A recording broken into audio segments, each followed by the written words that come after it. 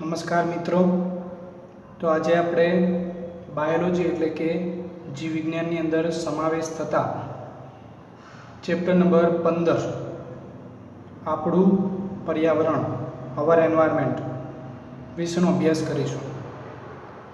મિત્રો, પરીક્ષાની જો વાત કરીએ તો આ ચેપ્ટરમાંથી રોકડિયા માર્ક્સ જેને આપણે કહીએ છીએ એવા માર્ક્સ પ્રાપ્ત થઈ શકે છે જો આપણે, કારણ કે આ ચેપ્ટર જે છે એ મૌલિક પરિભાષા ઉપર આધારિત છે અને આ ચેપ્ટર વિશે જાણવું એટલા માટે પણ જરૂરી છે કારણ કે આપણે આનો અભિન્ન અંગ છીએ. એટલે જો આ ચેપ્ટરની અંદર આપણે નાની નાની બાબતો ઉપર ધ્યાન આપીશું તો કદાચ આપણે સરળતાથી પૂરેપૂરા માર્ક્સ મેળવી શકીએ. જેમ જેમ યુનિટ ચાલતું જશે તેમ તેમ હું તમને પરીક્ષાની અંદર કેવી રીતે પ્રશ્ન પૂછી શકે એ વિશે પણ આપણે ચર્ચા કરતા રહીશું કે જેથી તમને પરીક્ષા પહેલાં જ્યારે તમે એની પ્રેક્ટિસ કરતા હો ત્યારે તમે એમાંથી વધારેમાં વધારે કયા કયા પોઈન્ટ્સ ઉપર ભાર આપવો એના ઉપર આપણે ધ્યાન આપીને વધુમાં વધુ માર્ક્સ મેળવી શકીએ. તો આપણે શરૂ કરીશું આપણું પર્યાવરણ. મિત્રો, અહીંયા એક શબ્દ પર્યાવરણ, એન્વાયરમેન્ટ, કે જેનાથી આપણે શું પરિચિત છીએ, આ શબ્દ જે છે એ તમે ટેલિવિઝન, આ સિવાય તમે જે ન્યૂઝપેપર વાપરો છો અથવા તો વાંચો છો એ વિશે તમે સમજેલા છો અને એના વિશે જાણો પણ છો. નાના ધોરણની અંદર પણ તમે પર્યાવરણ વિશે ઘણું બધું શીખ્યા છો. તો આ ચેપ્ટર જે છે આમ જોવા જઈએ તો એક પોતે જ એક વિષય છે.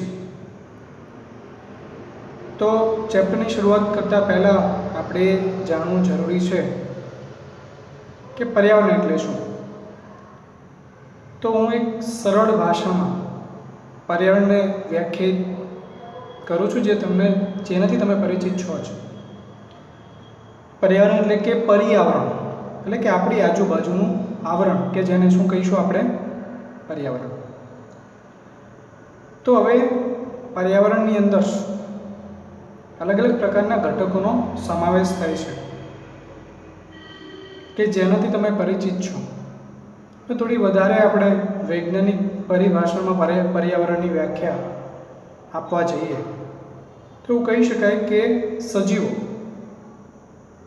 અને એમની સાથે જોડાયેલું એમનું પરિબળ કે જે એમના ઉપર અસર કરે છે એમનો તમે સરવાળો કરો એટલે શું બની જાય, પર્યાવરણ. તો પર્યાવરણની અંદર શેનો સમાવેશ થશે? તો પર્યાવરણની અંદર બે પ્રકારના ઘટકોનો સમાવેશ થાય છે જેને તમે સજીવ અને નિર્જીવ તરીકે ઓળખો છો.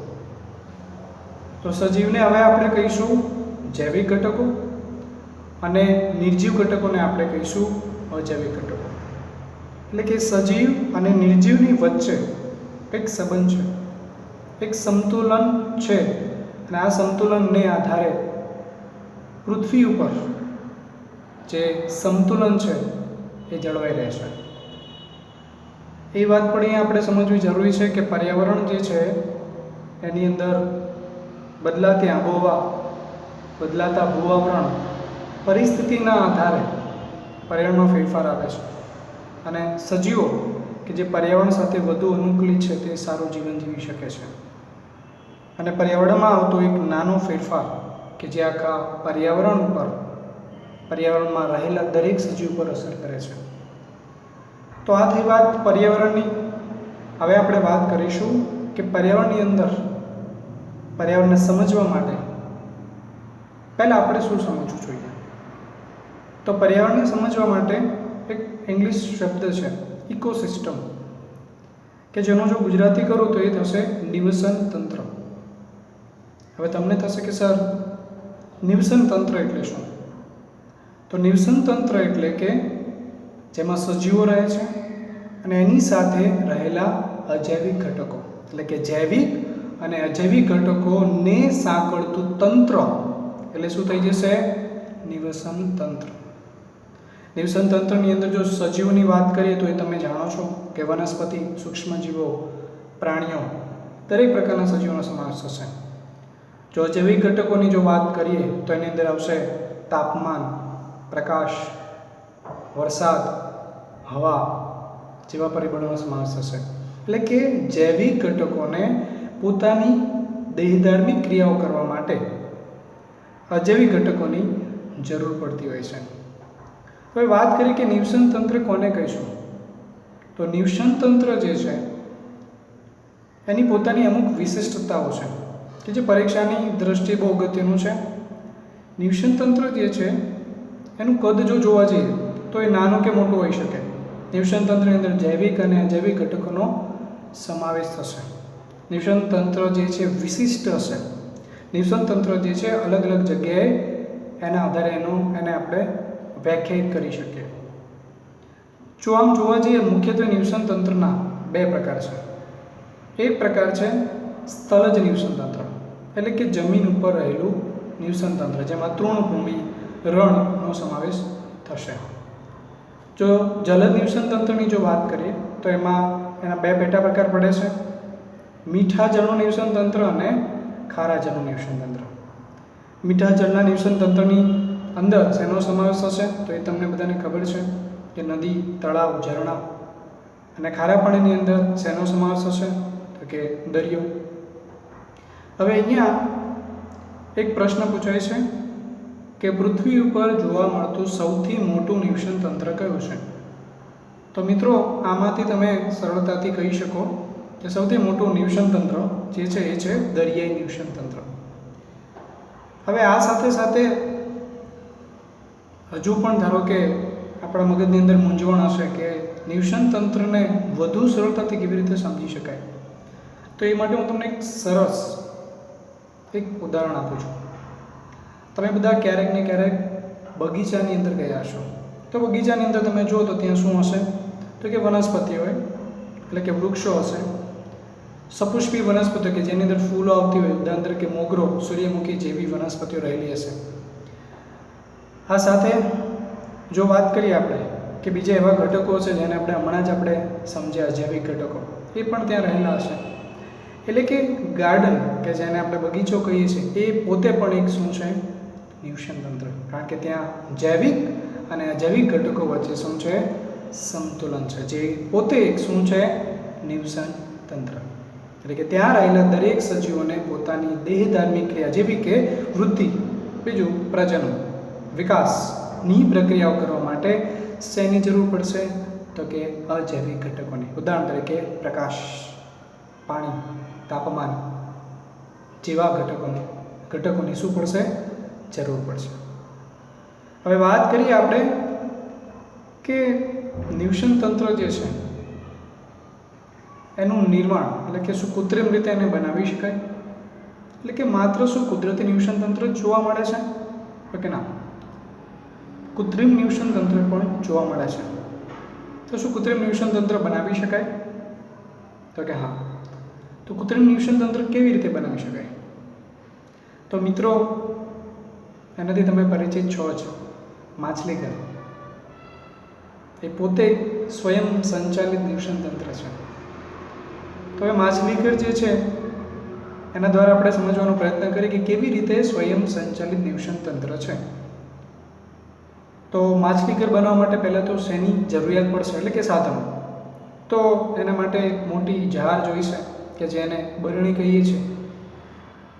આ સિવાય એની અંદર કાંકરા જોઈશે, પાણી જોઈશે, માછલીનો ખોરાક જોઈશે, લીલ જોઈશે, અને સાથે એક અગત્યનું સાધન કે જેને ઓક્સિજન જેને પૂરો પાડશે એ પંપ જોઈશે.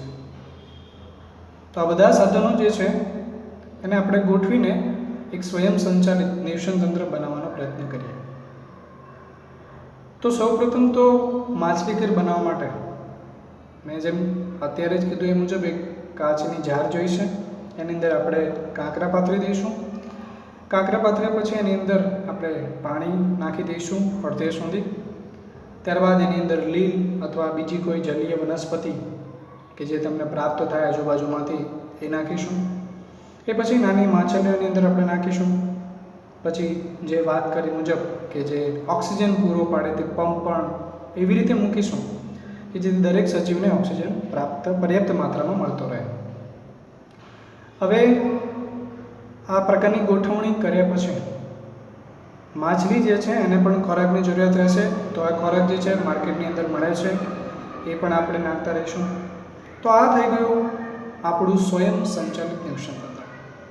હવે માછલીઘર જે છે એ કેવી રીતે સ્વયં સંચાલિત નિવસન તંત્ર છે એના આધારે અમુક પ્રકારના પ્રશ્નો પણ આપણને પૂછાતા હોય છે. તો જે પ્રશ્નની ચર્ચા આપણે કરીએ તો પહેલો પ્રશ્ન એવો પૂછી શકે અહીંયા કે માછલીઘરમાં કેટલીક જલીય વનસ્પતિઓ અને કેટલાક જલીય પ્રાણીઓ ઉમેરવાથી તે કેવી રીતે સ્વયં સંચાલિત નિવસન તંત્ર બની જાય છે. તો અહીંયા મિત્રો જુઓ કે બે પ્રકારના સજીવો આપણે લીધા છે કે જેની અંદર જૈવિક અને અજૈવિક ઘટકો બંનેનો સમાવેશ થાય છે. હવે વાત કરીએ કે વનસ્પતિ આપણે ઉમેરી છે અને પ્રાણીઓ પણ ઉમેર્યા છે. ઉદાહરણ તરીકે નાની માછલીઓ. હવે વનસ્પતિ જે છે પ્રકાશ સંશ્લેષણ કરશે. પ્રકાશ સંશ્લેષણ વિશે તમે જાણો છો. પ્રકાશ સંશ્લેષણ એટલે કે વનસ્પતિ પોતાનો ખોરાક સૂર્યપ્રકાશની હાજરીમાં જે બનાવે છે એને આપણે સામાન્ય ભાષામાં શું કહીએ છીએ? પ્રકાશ સંશ્લેષણ. તો પ્રકાશ સંશ્લેષણ દ્વારા વનસ્પતિ જે છે એ કાર્બન ડાયોક્સાઇડ લેશે અને સામે શું મુક્ત કરે છે? ઓક્સિજન. હવે આ જે મુક્ત થતો ઓક્સિજન જે છે એ કોણ પ્રાપ્ત કરશે? તો કે પ્રાણીઓ. એટલે કે આમ જોવા જઈએ તો અહીંયા બે પ્રકારના સજીવો છે. એક છે ઉત્પાદક કે જે પ્રકાશ સંશ્લેષણ કરે છે, અને બીજા છે ઉપભોગી કે જે એ વનસ્પતિ ઉપર પોતાના ખોરાક અથવા તો ઓક્સિજન માટે આધારિત છે. તો આમ જોઈએ તો બંને તંત્ર, બંને ઘટકો શાનું નિર્માણ કરે છે? તો કે સ્વયં સંચાલિત નિવસન તંત્રનું. ક્લિયર છે ને? હવે બીજા પ્રશ્ન ઉપર આપણે જઈશું કે માછલીઘર બનાવ્યા પછી તેને કેટલા સમય સુધી જેવું છે તેવું જ મૂકી શકાય? માછલીઘર જે છે એમાં આપણે પાણી ભરેલું છે અને 2-3 દિવસ સુધી એમને એમ રાખી શકીએ. કેમ? કારણ કે થોડાક દિવસો પછી એની અંદર ચયાપચય ઉત્સર્ગ દ્રવ્યો કે જે પ્રાણીઓ દ્વારા ઉત્પન્ન થશે અને જેનો જમાવડો જો એની અંદર થાય તો એના કારણે પ્રદૂષણ જે કહીએ છીએ એનું નિર્માણ થશે અને તેમાં રહેલા સજીવોને શું પહોંચાડશે? નુકસાન. એવી રીતે એક ત્રીજો પ્રશ્ન પૂછાય છે કે માછલીઘરને નિયમિત સમયાંતરે સાફ કરવું શા માટે જરૂરી છે? તો એમાં પણ એ જ પ્રશ્ન આવશે કે ચયાપચય ઉત્સર્ગ દ્રવ્યો દ્વારા સજીવોની અંદર જે ઉત્સર્ગ દ્રવ્યો જે ઠલવાશે માછલીઘરની અંદર, એટલે સમયાંતરે આપણે પાણી જે છે એ બદલતા રહેવું પડશે. આવી રીતે એક બીજો પ્રશ્ન પૂછાય છે કે શું આવી રીતે આપણે તળાવો અને સરોવરને પણ સ્વચ્છ કરવા જોઈએ? શા માટે અને શા માટે નહીં? તો કે હા, કરવા જોઈએ. કેમ? તમે સમજી શકો છો મિત્રો કે તળાવની અંદર પણ જલીય સજીવો જ વસે છે, તો એ પણ ઓક્સિજનનો ઉપયોગ કરશે અને જો આવી રીતે સતત ચયાપચય ઉત્સર્ગ દ્રવ્યની અંદર ઠલવાતા રહે તો એની અંદર પ્રદૂષણનું પ્રમાણ વધશે અને એના આધારે લીલ આવશે. લીલનું ઉત્પાદન થવાને કારણે આજુબાજુમાં એટલે કે અન્ય વનસ્પતિઓને મળતો ઓક્સિજનની લીલ પ્રાપ્ત કરશે અને જેના કારણે લીલનું એક આવરણ બની જશે. અને જો આવું બને છે તો તે અન્ય સજીવો માટે પણ શું બને છે? નુકસાનકારક. અને જેના કારણે અન્ય સજીવો જે છે એને ઓક્સિજન પ્રાપ્ત થશે નહીં. એટલે કે એવું કહી શકાય કે પાણીની અંદર ઓક્સિજનનું પ્રમાણ ઘટશે અને સજીવો શું પામે છે? અંતે મૃત્યુ પામે છે.